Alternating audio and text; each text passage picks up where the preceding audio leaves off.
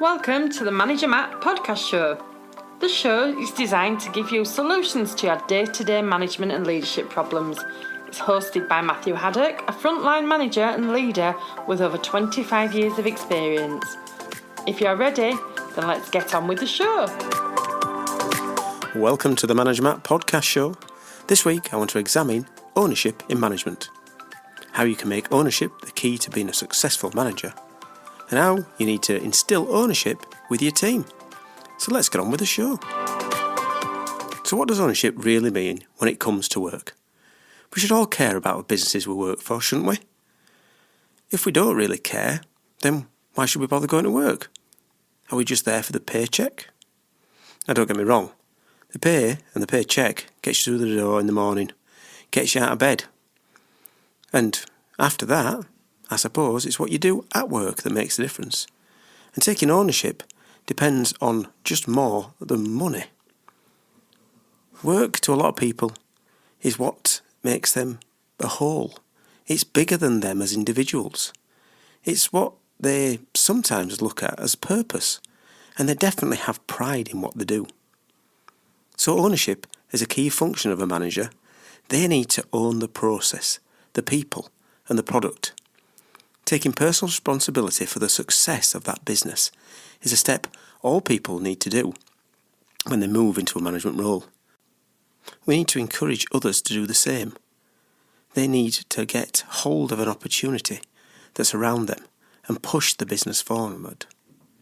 And ownership also allows us to have pride in what we do, day in and day out, when it's all around those delivering those precious goals. So, why is ownership not seen as a priority?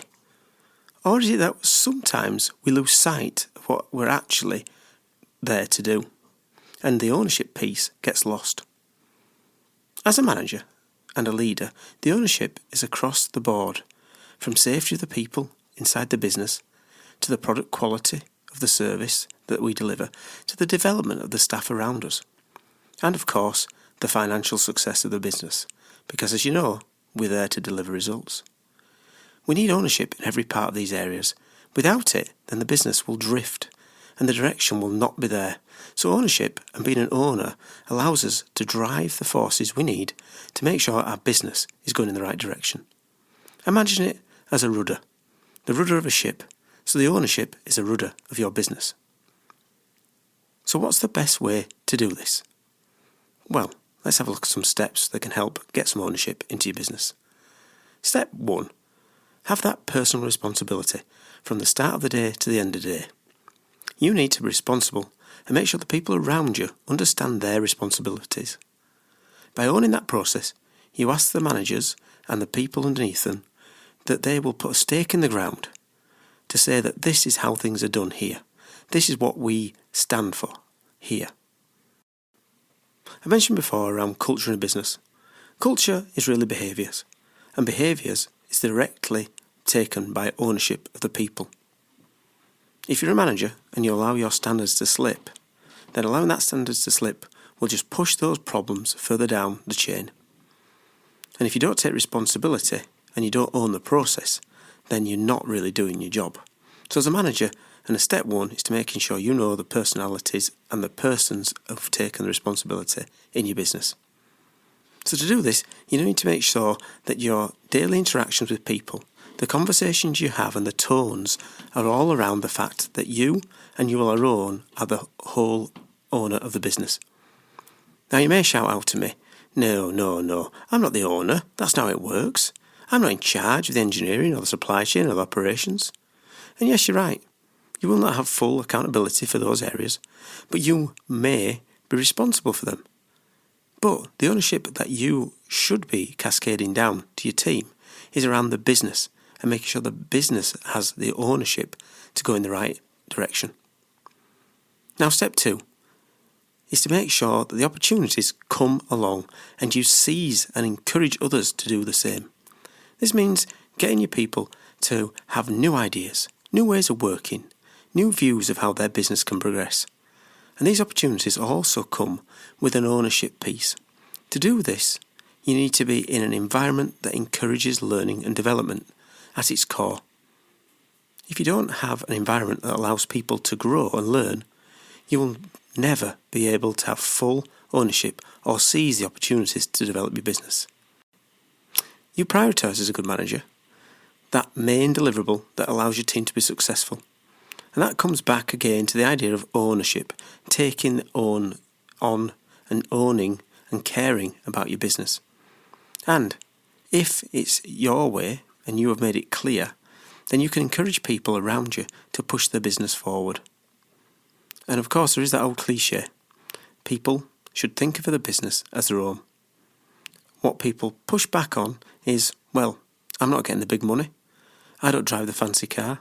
I'm not getting the share options. Why should I care about this business? Now, obviously, not everyone could be the managing director or the sales director, but everyone has a part to play. They're all part of that business going forward. And the thing that you need to do is make sure that you can harness the ownership of those people around you. And remember, if everyone in every section has the ownership of their part and plays their part, then this makes the whole business move forward and involves making decisions that are at the right level. And I would definitely say that you should encourage your people to have personal ownership and responsibilities for the actions in their area. This allows people to own their business and make business decisions within the parameters that you're set. And step 3 is to help people have pride in prioritising and delivering the results. And that means that you need to encourage them to be able to unlock the potential.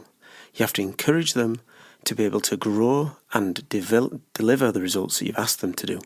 But you also, as a manager, need to celebrate their success when it actually works to a plan. By doing this, you can start to get ownership across every piece inside the business. And if the ownership runs from the top to the bottom in a business, that encourages growths, encourages seizing the opportunities, and it encourages delivering results with that pride intact. And if you are in an area that doesn't have these, you'll soon find yourself spiralling towards some sort of mediocrity. So let's recap on the steps. Step 1, take personal responsibility for everything around you in your business. Step 2, to get the team to seize the opportunities. And step 3 is to help people have pride in prioritising and delivering the results. Well, thanks for listening. Now it's over to you. You have a background of why it works. You have a context of how it can deliver results to you.